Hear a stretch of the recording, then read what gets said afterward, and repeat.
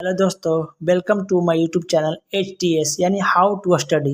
आज हम आपको बताते हैं कि कैसे मैंने किस तरीक़ा से पढ़ के मैंने फर्स्ट अटेम्प्ट में ही रेलवे एग्ज़ाम क्रैक किया। आज मैं आरआरबी रांची के चक्रधरपुर डिवीज़न में एज ए टेक्नीशियन पोस्टेड हूँ। तो आज हम आपको बताते हैं कि कैसे स्मार्ट तरीक़ा से पढ़ के आप कम समय में भी जो बिहार में भी वैकेंसी की जो बाहर आई हुई है, वो स्नातक स्तरीय हो या इंटर स्तरीय या बिहार दरोगा, बिहार कांस्टेबल, बहुत सारा वैकेंसी का बाहर आया हुआ। क्योंकि जॉब के लिए हार्ड वर्क के साथ साथ स्मार्ट वर्क भी बहुत ज़रूरी है। तो हम आपको बताते हैं कि कैसे 4-5 घंटे पढ़ने वाले लड़के एग्ज़ाम क्रैक कर लेते हैं, जबकि 8-10 घंटे पढ़ने वाले लड़के एग्ज़ाम क्रैक नहीं कर पाते। उसके पीछे रीज़न है कि वो बस पढ़ते जाते, क्या पढ़ना है, कितना पढ़ना है, उसको उनको पता ही नहीं है, बस पढ़ते हैं, इसलिए उनका एग्ज़ाम क्लियर नहीं होता है। आज हम आपको बताते हैं कि एग्ज़ाम कैसे क्लियर होगा। इससे अगर जो आपको फ़ायदा नहीं होगा दोस्तों, अगर जिससे आपको फ़ायदा नहीं होगा तो आप चैनल को सब्सक्राइब नहीं कीजिएगा। लेकिन अगर जो आपको लगे कि वीडियो थोड़ा सा भी आपको फ़ायदा दे सकता है या आप सही इन्फॉर्मेशन है, तो प्लीज़ चैनल को सब्सक्राइब और वीडियो को अपने दोस्त के पास शेयर जरूर कीजिएगा। देखिए, आपके पास एक बुक दिख रहा है स्नातक स्तरीय या इंटर स्तरीय जो क्वेश्चन बैंक है, उससे आपको जो डाउट है वो क्लियर करते हैं। तो जो अभी इसका एग्ज़ाम आने वाला है, आपको पता ही होगा कि इसका डेट निकल चुका है। जो इंटर स्तरीय है इसका जनवरी या फरवरी में डेट अनुमानित है, और जो सीजीएल है यानी स्नातक स्तरीय है उसका अप्रैल में चांस है एग्ज़ाम लेने का। तो हम आपको बताते हैं कि किस तरीक़ा से तैयारी करें कि हम एग्ज़ाम आसानी से क्रैक कर सकें। तो सबसे पहले क्या करना है, सबसे पहले हमको इसका सिलेबस देखना है। सिलेबस PDF को आपको अगर जो आप लोगों के पास है तो ठीक है, नहीं है तो कमेंट कीजिएगा, हम आपको सेंड कर देंगे। सबसे पहले आइए इसका सिलेबस देखते हैं। और सिलेबस देखने के बाद आपको थोड़ा सा ध्यान दीजिएगा कि जो सिलेबस में लिखा हुआ हूबहू यानी टू कॉपी आपको वैसा ही प्रश्न एग्जाम में पूछा जाएगा। तो चलिए सबसे पहले इसका सिलेबस देखते हैं। इसका सिलेबस देखते हैं। आपको सिलेबस जो ये दिख रहा है, यह बिहार SSC CGL 4 का सिलेबस है। तो जो बिहार SSC CGL 4 का सिलेबस है, सेम टू सेम BSSC जितना भी एग्जाम करेगी सबका सिलेबस सेम हो, या इंटर स्तरीय हो या BSSC CGL या BSO, सबका सिलेबस एक ही है। तो देखिए इसका सिलेबस देखते हैं। सिलेबस में क्या कर रहा है, आप एक एक करके सब क्लियर करेंगे। पहले हम आते हैं, क्या है कि समाज जो जीके पूछता है उसमें से जीके में क्या, देखिए आपको जीके में क्या बोल रहा है यहाँ पे, पड़ोसी देशों का इतिहास। क्या कर रहा है, पड़ोसी देशों का इतिहास। तो आपको पता है कि हमारे जो पड़ोसी देश है वो 6-7 ही है, जैसे पाकिस्तान, नेपाल, भूटान, म्यांमार, चाइना, श्रीलंका, यही सब है हमारा पड़ोसी देश। तो पड़ोसी देश का इतिहास यानी पड़ोसी देश से जुड़े जो इतिहास है उसको याद कर लेना। 5-6 जो देश है हमारे, उसका इतिहास हमको याद करना कि कब आज़ाद हुआ था, प्रथम प्रधानमंत्री कौन है, या जो भी है। इस तरीके का प्रश्न दोस्तों, इस तरीके का जो प्रश्न है बिहार CGL 3 में पूछा गया है। इसलिए इम्पोर्टेंट जो सिलेबस है उस सिलेबस के अकॉर्डिंग ही पढ़ें। इसमें लिखा हुआ है पड़ोसी देशों का इतिहास। अब हम आपको दिखाते हैं प्रश्न क्या पूछा गया था।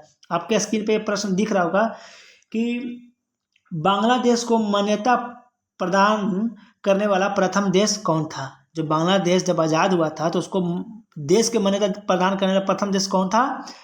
तो इसका राइट आंसर है भारत। ये हो गया। देखिए बांग्लादेश का इतिहास हुआ, क्योंकि मेरा पड़ोसी देश है, हम भारत का पड़ोसी देश है, इसलिए यह प्रश्न पूछा गया। अगला क्या है कि म्यांमार का पुराना नाम क्या है, बताइए म्यांमार का पुराना नाम क्या है। ये आप लोगों को पता ही होगा, इस कमेंट बॉक्स में कमेंट कीजिएगा कि म्यांमार का जो है पुराना नाम क्या है। हम पहले ही बोले थे कि पड़ोसी देश का इतिहास, तो पड़ोसी देश का इतिहास में सब पुराना नाम, प्रथम प्रधानमंत्री वगैरह आता है। अगला प्रश्न क्या बोल रहा है कि नेपाल के पहले निर्वाचित प्रधानमंत्री कौन थे। देखिए बोले थे ना कि पड़ोसी देश के इतिहास से 1-2 प्रश्न आएगा ही आएगा। क्या पूछ रहा है कि नेपाल के पहले निर्वाचित प्रधानमंत्री कौन थे। तो इसका जो राइट आंसर है विश्वेश्वर प्रसाद कोइराला। देखिए ये हो गया पड़ोसी देश का इतिहास। आगे बढ़ते हैं, देखते हैं भारत के इतिहास। ये तो आपको भारत के इतिहास पढ़ना है, संस्कृति, भूगोल, भारत का भूगोल पढ़ना है।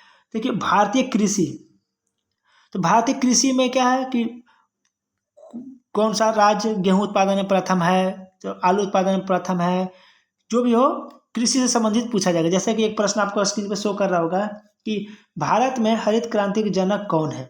भारत में हरित क्रांति का जनक कौन है? तो इसका राइट आंसर हो जाएगा एम.एस. स्वामीनाथन। इसका राइट आंसर है एम.एस. स्वामीनाथन। ये जो भी प्रश्न आपका स्क्रीन पर शो कर रहा है ये सब BSSC सीजल 3 में पूछा गया है प्रश्न है। नहीं तो आप यूट्यूब पर या गूगल पर जाकर पता कर सकते हैं कि यह सीजल 3 में पूछा गया प्रश्न है। अगला क्या बोला कि अगला प्रश्न आपका स्क्रीन पर शो कर रहा होगा कि गन्ने के प्रति हेक्टेयर उत्पादन की दृष्टि से कौन सा राज्य प्रथम है? तो इसका सही उत्तर हो जाएगा उत्तर प्रदेश। यह भी प्रश्न सीजल 3 में पूछा गया है। बताइए कि सिलेबस के अकॉर्डिंग अगर जब पढ़ें हम एक एक टॉपिक अगर क्लियर करें तो कितना आसानी से हमारा सारा सिलेबस पूरा हो जाएगा। अगला क्या बोला कि एक वहाँ देखिएगा कि क्या है पंचवर्षीय योजना। यहाँ पर आपको दिख रहा होगा कि पंचवर्षीय योजना।